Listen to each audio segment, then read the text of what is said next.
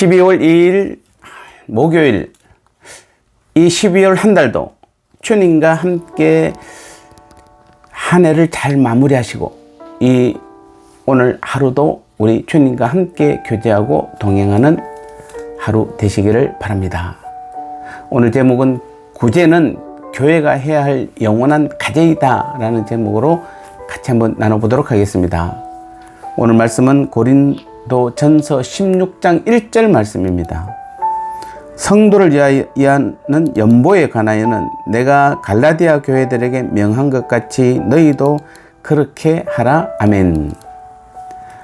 자, 오늘 1절에서 바울은 구제는 교회가 적극적으로 떠안아야 할 영원한 과제임을 확실하게 보여주고 있습니다.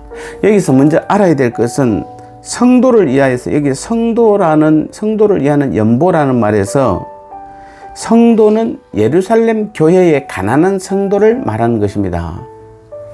그렇다면 왜 고린도 교회 성도들에게 다른 지방, 곧 예루살렘 교회의 가난한 성도를 위해서 구제헌금을 해야 한다고 하는 것입니까?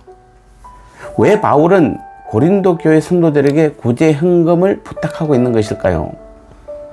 그 이유는 물론 사도행전 11장 28절 이후에 보면은 아가보가 예언한 대로 글라우디로 황제 때에 유대 지역에 큰 흉년이 들었기 때문입니다.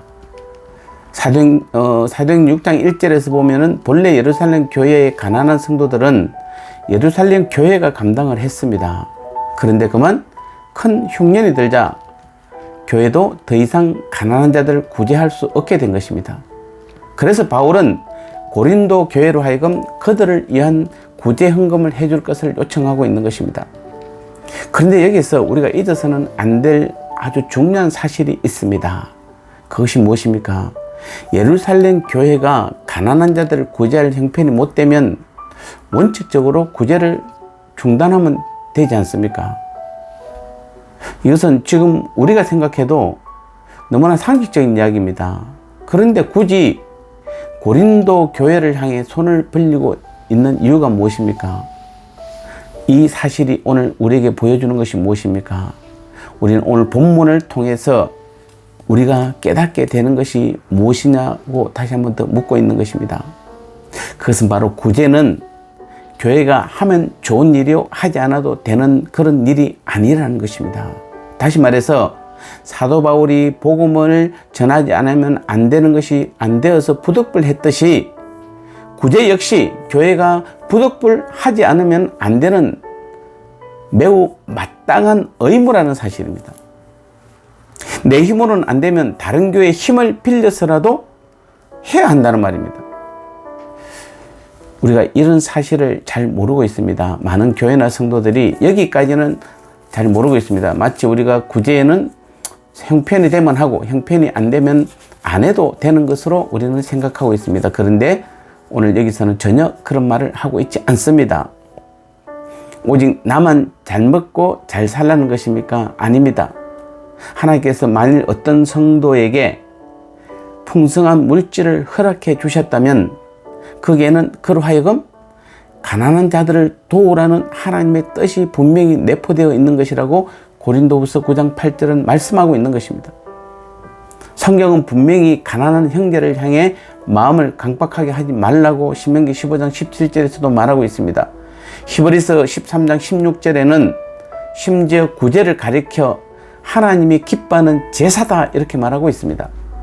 구제는 분명 사회 도덕적 차원을 넘어서 하나님께 제사 드리는 것과 같은 것입니다. 그래서 잠언 19장 17절도 가난한 자를 구제하는 것을 가리켜 하나님께 꼬이는 것이다 이렇게 말하고 있습니다. 구제는 믿지 않는 사람들과 관계를 가진 차원이 아니라 하나님과 관계를 가지는 차원의 일이라는 것입니다. 어떤 교회 성도들은 가끔 이런 분이 있습니다. 11조 더 많이 하나님께서 달라고 하기 위해서 때로는 작정해서 11조를 드리는 경우도 있습니다. 그것보다는 여러분 구제 헌금을 오히려 작정하시는 게 하나님과의 올바른 관계인 것입니다. 그런데도 구제를 우리가 안 해도 되겠습니까? 이 중요한 구제를 우리는 잊어서는 안 되는 것입니다.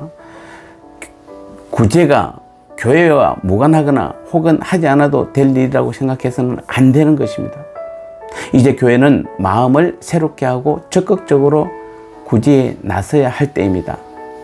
지금도 이스라엘 사람들은 심지어 거지까지도 구제만큼은 반드시 한다고 합니다.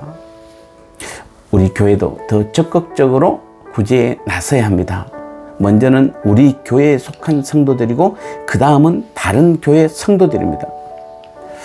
이번 연말에는 구제의 예배, 구제의 제사로 한 해를 마무리하는 우리 교회와 우리 모두가 된다면 하나님께서 너무 기뻐하는 한 해가 될 줄 믿습니다. 여러분, 이 12월 한 달 나름대로 준비하셔서 우리가 한번 모아서 정말 가난한 자들을 진심으로 구제하는 일에 우리 교회와 우리 모두가 귀하게 쓰임받음으로 한 해의 마지막을 하나님께서 기뻐하는 한 해로 마무리하는 귀한 저와 여러분의 믿음의 삶 되시기를 주님의 이름으로 축복합니다.